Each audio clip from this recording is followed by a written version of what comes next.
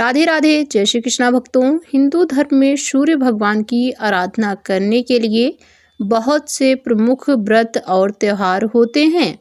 इन्हीं त्योहारों में से एक है मकर संक्रांति का महापर्व।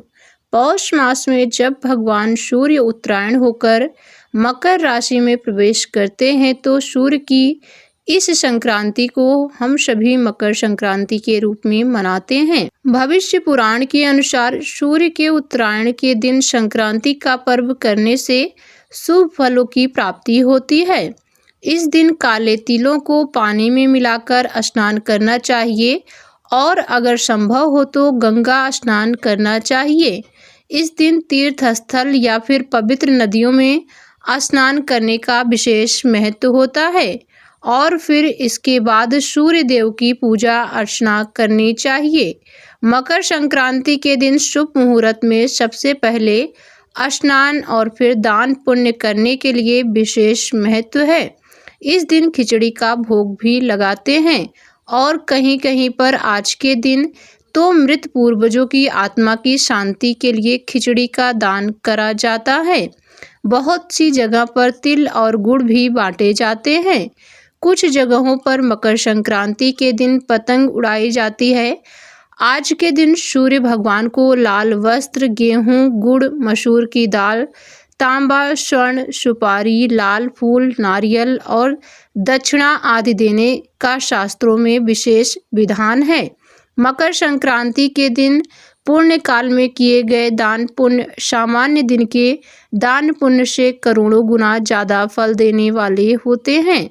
इस दिन सुबह स्नान करने के बाद में सूर्य देव के सामने जल लेकर संकल्प करें और फिर एक वेदी पर एक चौकी पर लाल वस्त्र बिछाकर चंदन या अक्षत से अष्टदल कमल बनाएं और फिर इसके बाद में सूर्य देव की मूर्ति या प्रतिमा या सूर्य यंत्र स्थापित करें और इसके बाद उन्हें स्नान कराएं।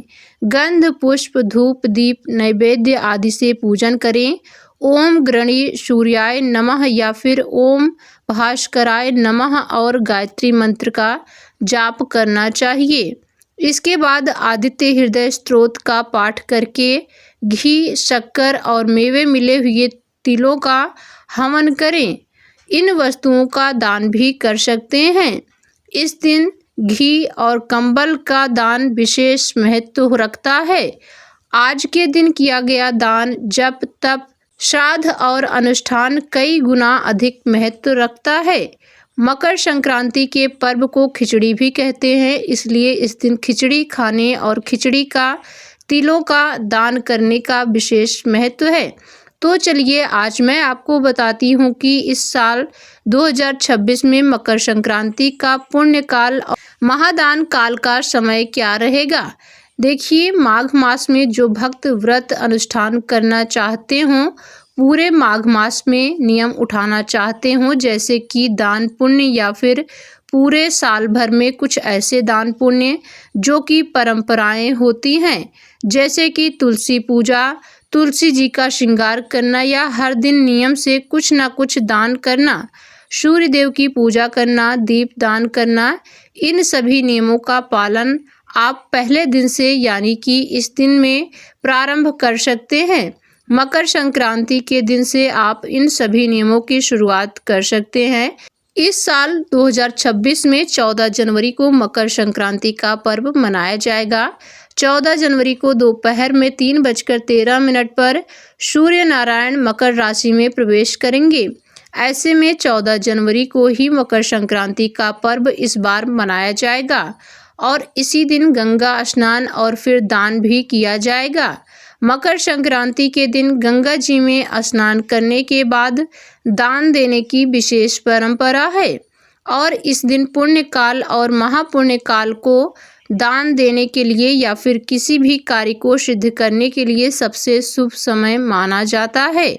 इस बार मकर संक्रांति के दिन पुण्यकाल दोपहर 3:13 से शाम को 5:45 तक रहेगा और वहीं महापुण्य काल का समय दोपहर 3:13 से 4:58 तक रहेगा।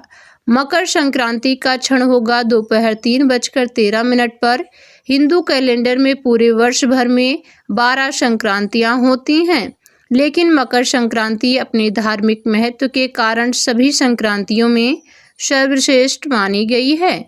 मकर संक्रांति के दिन स्नान करने के बाद में सूर्यदेव को जल अर्पित करें और सूर्यदेव को चढ़ाए जाने वाले जल में तिल अवश्य डालें।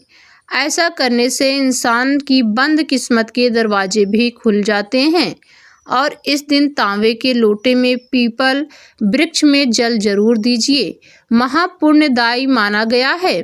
इस दिन कंबल और गर्म कपड़े, घी, दाल या चावल, खिचड़ी और तिल का दान करने से गलती से हुए पापों से भी हमें मुक्ति मिल जाती है और फिर जीवन में सुख समृद्धि आती है। पितरों की शांति के लिए इस दिन उन्हें जल देते समय तिल अवश्य ही डालें। ऐसा करने से पितरों की आत्मा भी शांत होती है। आप सभी इस पावन दिन पर दीपदान भी अवश्य करें। दीपदान आसपास के मंदिर में या फिर जो भी पवित्र वृक्ष हो, पौधे हों, उनके नीचे भी दीपदान अवश्य कीजिए। और इस पर्व को पतंग महोत्सव के नाम से भी जाना जाता है।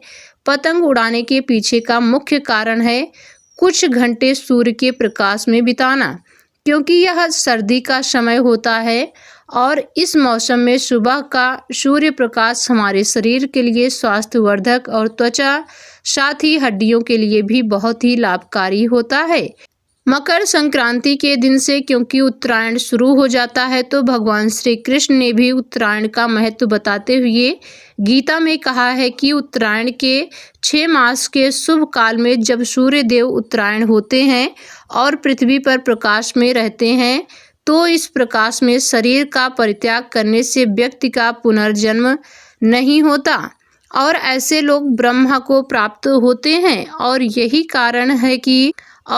कारण था कि महाभारत काल में भीष्म पितामह ने शरीर तब नहीं त्यागा था जब तक सूर्य उत्तरायण नहीं हो गए थे। यह थी आज की संपूर्ण जानकारी। वीडियो पसंद आई हो तो वीडियो को लाइक करें, अपने दोस्तों और रिश्तेदारों के साथ शेयर करें। कमेंट बॉक्स में जय सूर्यदेव या फिर ओम भास्कराय नमः जरूर लिखिए। साथ ही चैनल पर नए हों तो चैनल को सब्सक्राइब करके हमारे चैनल तुलसी संस्कृति परिवार से जुड़ जाइए, जिससे चैनल पर आने वाली सभी नई वीडियो की जानकारी आपको सबसे पहले हो सके। जय सूर्यदेव।